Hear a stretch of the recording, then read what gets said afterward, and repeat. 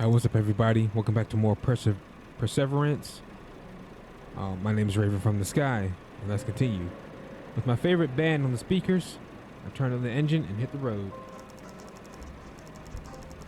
The route I had to take wasn't popular since most of the traffic moved up the highway. On the one hand, it was good for the town, which, with less cars moving through. One on the other, little traffic was bad for business. The one on the other, such as Bob's, was bad for business in general. If it hadn't been for the military base employees, the town would have dried out. A few miles out of town, I saw a woman. She was leaning back against her car, smoking. She appeared relaxed, enjoying the moment. Seeing her in the middle of nowhere, chilling, gave me a funny feeling. She seemed to be okay with being by herself. I thought I could use a company like that.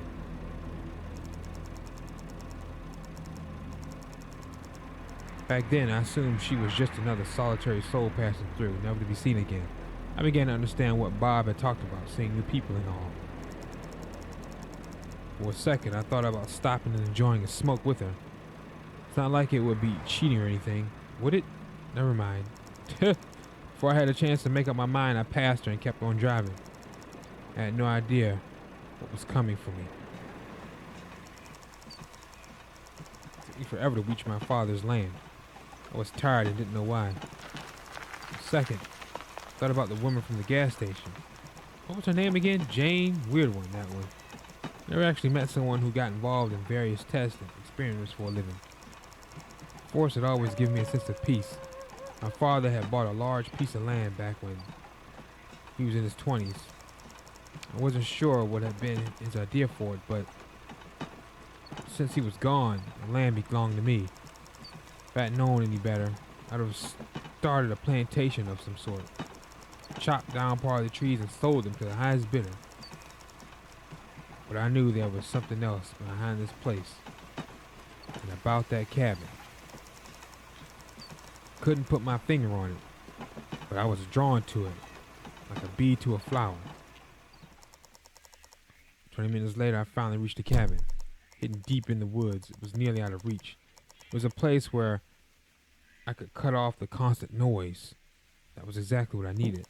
The sun was down already. I stopped in front of the door to enjoy the silence. That Jane must have been a junkie or a hooker. Probably both. I might have made a mistake by giving her my jacket and address. There's no way she could have just appeared in Grey Ville out of nowhere. She probably had a pimp looking for her. The sheriff would take care of it for sure. I wanted to enjoy the forest tranquilly, but I couldn't. The dog was barking somewhere in the distance. I thought it was just a stray mutt. After a few seconds, the barking stopped. I let out a heavy sigh and opened the door. I instantly felt the familiar smell of wood and old blankets.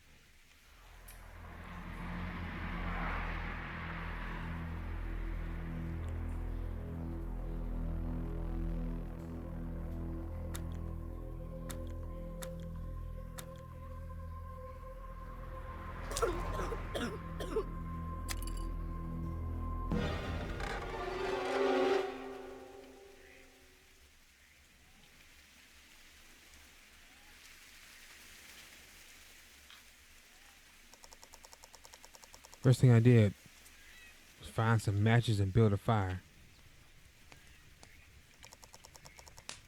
It was a long time since I had stayed in the cabinet.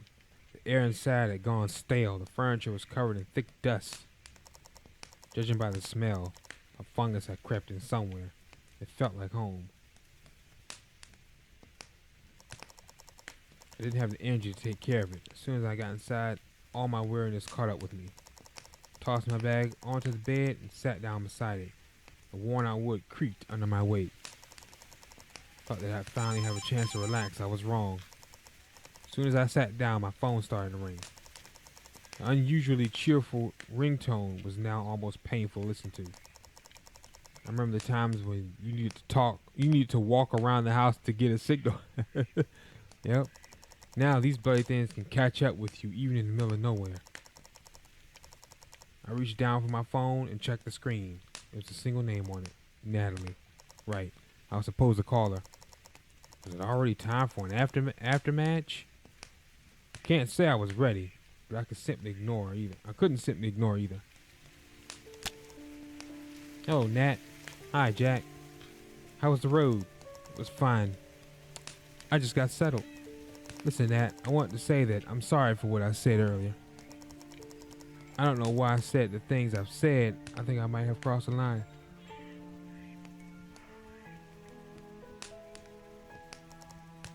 You might have. That's an interesting way of putting it. You think that you're the only one who got hurt? You think it's all about you and your shattered expectations? Do you think that losing our little boy wasn't a tragedy for me too? Just how little do you really think of me? Why are you even still with me? Natalie, no. You think it's all about you. You're an egoist. You know that?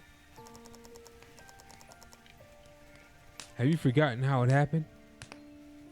Should I remind you all the details? You wouldn't like that, would you? Deep inside, you know who's responsible, yet you blame it all on me. I've done my share of suffering. I've decided to move on. Thought we'd close that chapter for good. But it keeps on bugging you, doesn't it? The conscience. I accepted what happened, even though you... Alright, enough. I don't need this right now, not today. We can talk about it after I'm back. Okay? Yeah, sure. It's your way or the highway, right? Anyway, the hospital just called. Apparently they got some hard junkie case over there.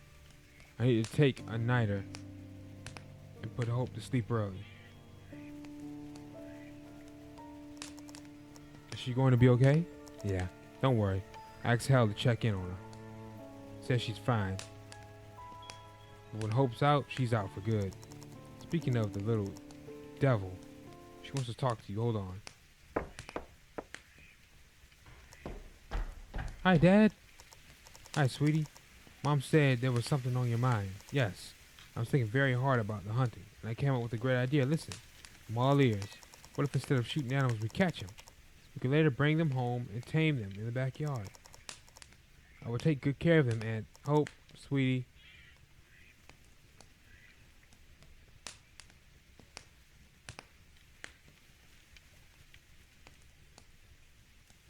It's impossible. I'm sorry, but that's impossible. Why?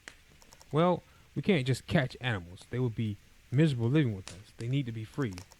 But we have such a nice house and lots of space in the backyard, and I would take good care of them. I know you would. Still, it's impossible to tame an animal that was born in the wilderness. It's always longed for its freedom.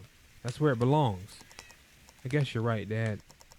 I know how much you love animals, but it just wouldn't work, Hope. Then maybe we could at least get a dog. I always wanted one. A dog can protect me and Mom if something scary happens, and he can be my best friend. Hope, we've talked about it already. A dog is a huge responsibility. Ain't that the truth? Huge responsibility. And with me and Mom working, we wouldn't be able to take care of it properly. I'm telling you, man, a huge responsibility. I could take care of it myself.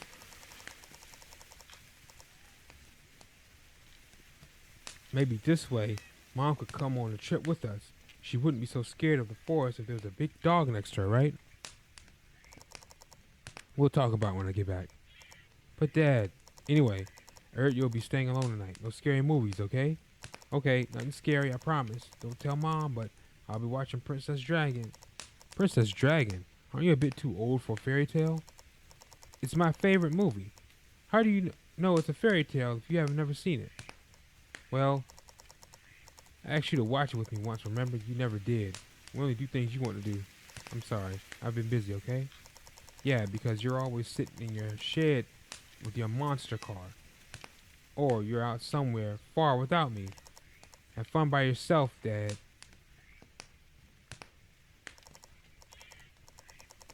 She hung up on me. That was a first.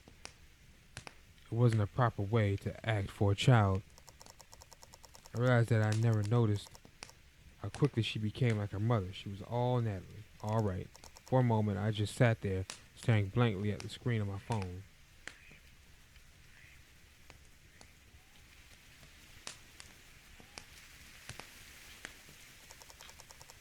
As soon as I had nothing to really focus on, all the thoughts I've been trying to suppress throughout the day started to come up. Thoughts about Natalie, thoughts about Hope, too scared to tell me that she didn't want to spend time with me the way I thought she wanted. Tears in her eyes when she asked if I would rather have a son in a discussion we just had. I knew I would need to face these things eventually, but not at the moment. Back then, I just wanted to rest. Is that too much to ask? With a heavy heart,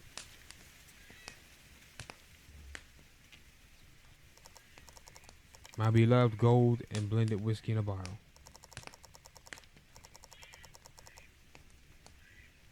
If we had known so many thoughts would catch up with me, I would have brought some extra blah blah blah.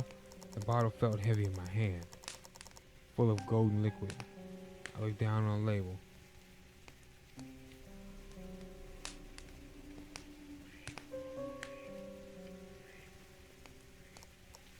Hey look, old man. Isn't it your favorite brand?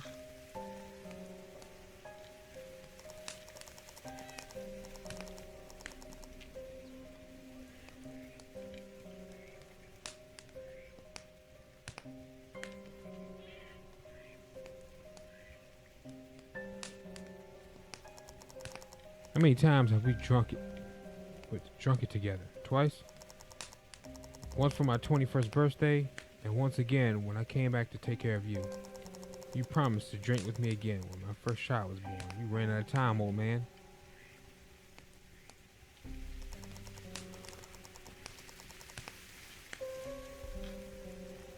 I knew that if I took a sip, this conversation would go south.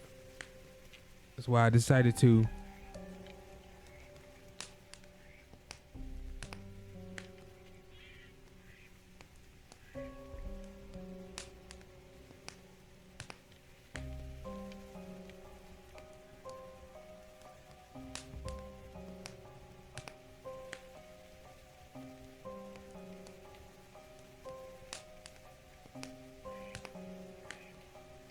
let's take a whiz. You know, we were never close, you and I, but I still wish we had spent more time together. I always hoped that you would take me into the world and show me its beauty. I always hoped for us to travel. I thought that you'd be my guide on a tour filled with stunning landscapes and exciting dragons.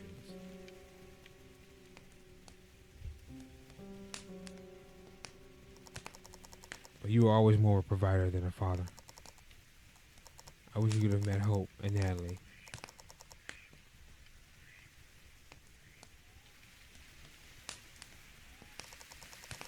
You both have this no-nonsense attitude, well, at least towards things you consider nonsense, which is which is everything, most of the time, yeah. I know you dedicated yourself to providing a comfortable life for me and mother. I can respect that. I still miss you, you know. Well, of course, since you're talking to a bottle, my favorite time with you was sitting together in the kitchen early in the morning.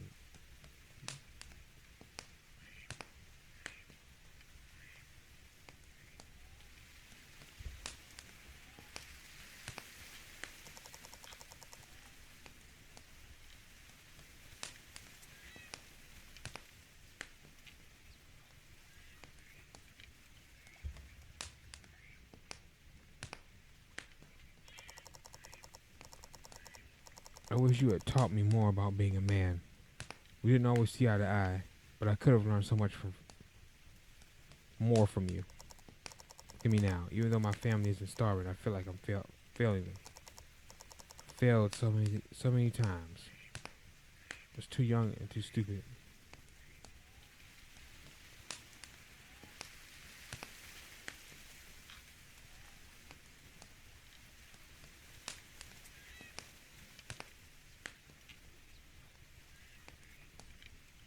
Go to sleep.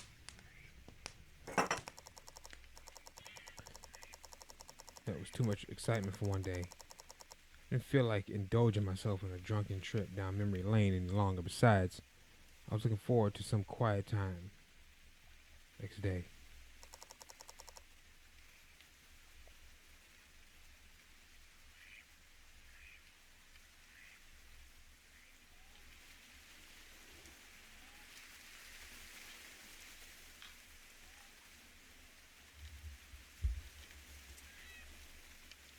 I put the bottle away and dozed off.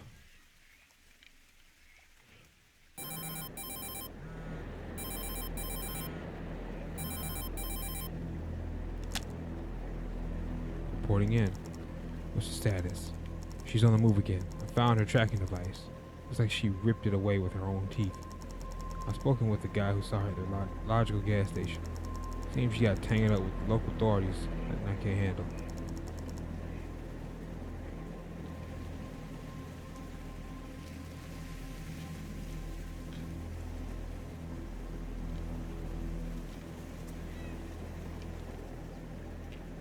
This better not influence your schedule. It won't, sir. Good. You have 24 hours to contain the situation. Keep a low profile.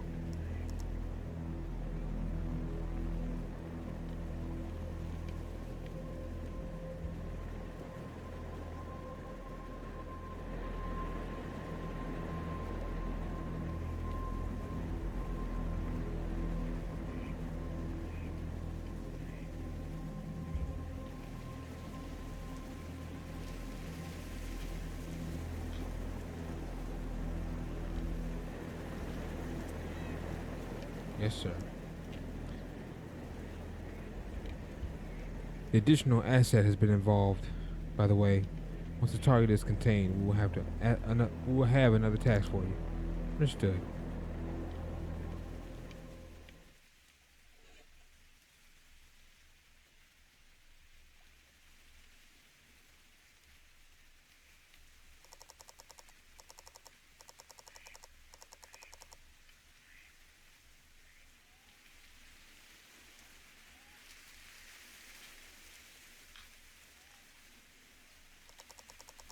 It didn't take me long to realize why. When I looked out the window, I noticed that the sun was already high. I must have been out for at least 10 hours, which meant I had wasted my first day. No animal I was interested in the world would be active in the middle of the first day.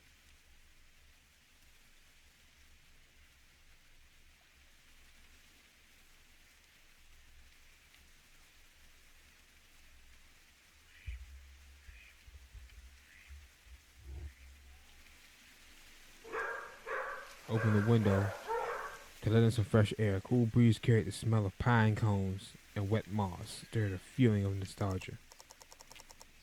However, I couldn't dwell on it for long. I heard the barking again. The dog had to still be out there somewhere.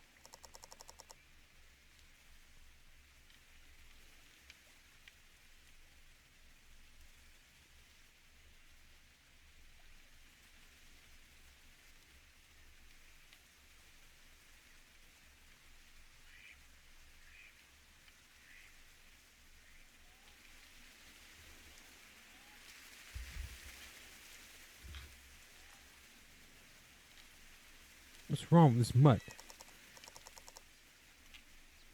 But it got me to thinking. Why would a dog still be out there? I decided to check it out. Leaving it like this could be dangerous, especially if the dog was aggressive. Stumbling upon it during a hunt could end badly. Grabbed the pocket knife from the shelf. My bag with Natalie's sandwiches. The stuff I had brought to the gas station was still inside. I took my rifle too. The dog had rabies or something else.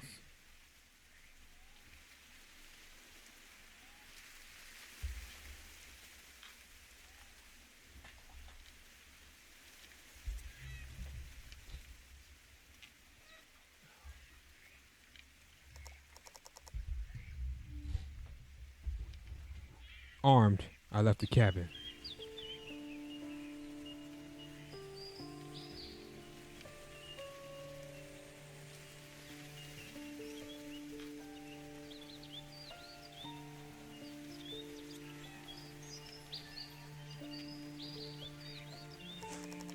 Following the barking was difficult. Couldn't use any of my usual tracks, so I walked into the forest blindly. Whenever the dog went silent, I was left without any clues where to go, so I just waited patiently for it to start making noise again. Can't say I really minded. In the end, a chance to spend time surrounded by nature was the reason I had come there in the first place. Fortunately, but oddly at the same time, it seemed that the dog wasn't moving at all. Like it was just sitting there barking the whole day, wandering through the forest. It took me almost 2 hours. It must have been long past noon when I finally found it. I expected many things, but not what I saw. Instead of a heavy stray mutt roaming around, it was dangerously looking hound tied to a tree. It was a magnificent beast, big and sturdy. Didn't know much about dogs, but even if I could recognize him, purebred, and saw one. Looked like he had spent at least a couple days in the forest. He was a bit dirty, still healthy and strong. There was a bloody wound on his neck. Collar must have cut his skin and struggled to set himself free.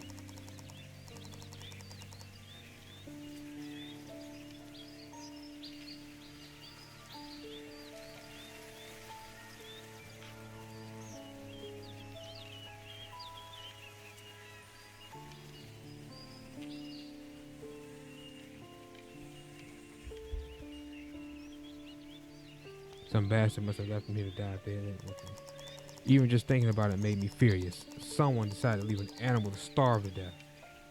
Like he couldn't leave it at a shelter, and why? Out of shame? Because it was a long drive? It was all trivial, yet here we both are. Hey there, buddy. Oh. Oh, okay, easy now, easy. Tried to approach the dog, but it turned out more difficult than I expected. I had to focus on keeping all my fingers intact. First of all, I had to free him somehow. Touching the collar was out of the question. Tinkering with it at this point would cause him too much pain.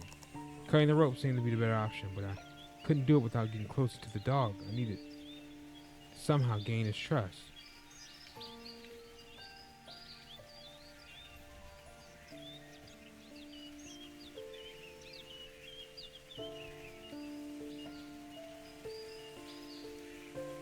I'm going to approach it head on. With the rope tied to his neck, I could more or less predict how far the dog could reach. That's why I decided to approach him head on. In the worst case scenario, I would just get out of his range. It was a poor choice. He didn't attack me, but he definitely felt threatened. For he took a step back and bared his teeth, wrinkling his nose. I could see in his eyes that he didn't want to fight me, but knew that he couldn't run away. If I got any closer, he would snap.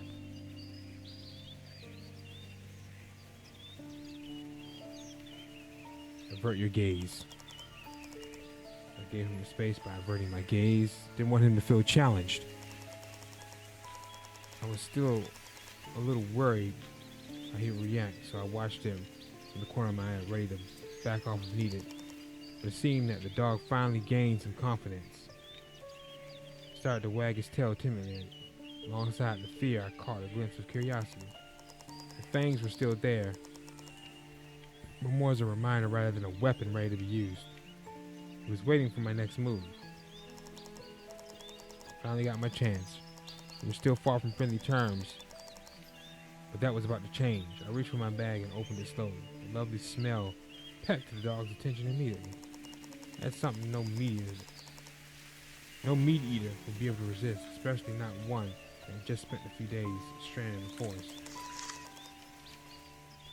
Fished into the bag and pulled out one of Natalie's sandwiches.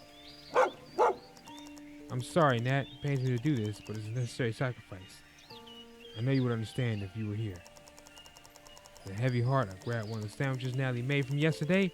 Probably not the healthiest food for an animal, but hey, he probably didn't care. Time for worrying about nutritional values will come later. I ripped the packaging apart and threw its content near the dog. It disappeared faster than I had thought possible. The dog must have been here for days. Wow, you must have been really hungry, huh? No worries, there's more of it. I unpacked 2 more sandwiches and tossed them to the dog, with his fangs out of my way. Finally had my chance to take care of the rope. It was a thick one, with polyester cover. Didn't know much about ropes, but if I had to guess, I said it was probably used for climbing or sailing, somewhere where durability counts. Not used to tie it around the tree was trivial either. When the animal tugged in an attempt to free itself, it only grew tighter. At this point, there's no way to untie it, not with a pair of sharp teeth ready to bite my arm off. Need to cut the rope somehow. The problem was that I wasn't sure if I was prepared. I quickly recalled the things I had with me I could use. Pocket knife. Well, an obvious choice. What else is a knife for? Sadly, it wasn't that easy. The knife was pretty dull. Oh, shoot. It's like they knew you'd choose that. Guess I could shoot it off with the rifle. It's still used for things like opening cans, but not so much for cutting. The rope's so thick, it would just have taken ages before I got through even half of it.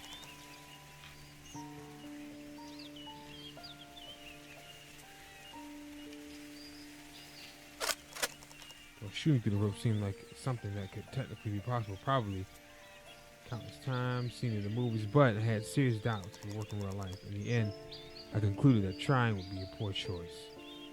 Not only I couldn't predict if it would really work, but the sound of the shooting would terrify the dog. Moreover, I couldn't hurt him in the process. I could hurt him in the process.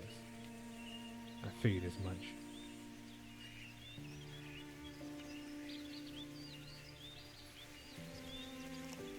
No, just no. Wait, I have an idea. The flashlight itself is useless to me now. But the light bulb could be used for various things. Starting a fire was one of them. Took the flashlight apart and picked the bulb.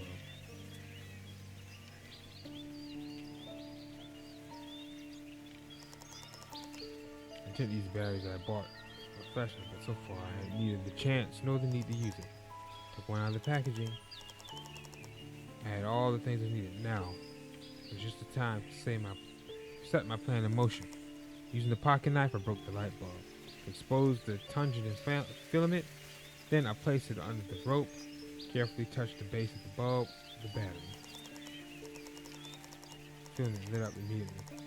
The heat allowed me to melt the cover of the rope, which made cutting it much easier.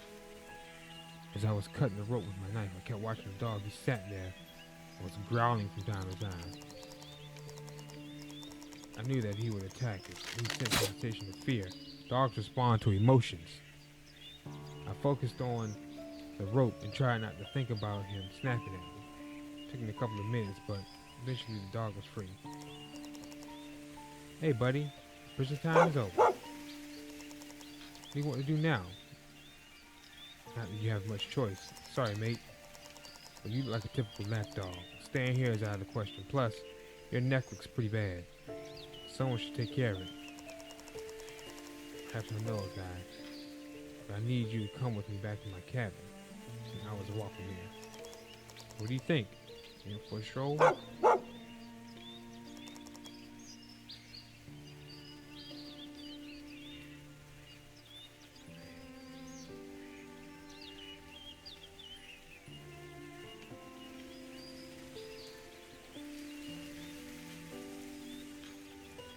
I'll take it as a yes. Probably wasn't a yes. The dog was still wary and rather hesitant to follow me. And one, it was possible to tell how long he'd been tied to that tree. Thankfully, the rest of the sandwiches did the trick. So now we don't have anything to eat.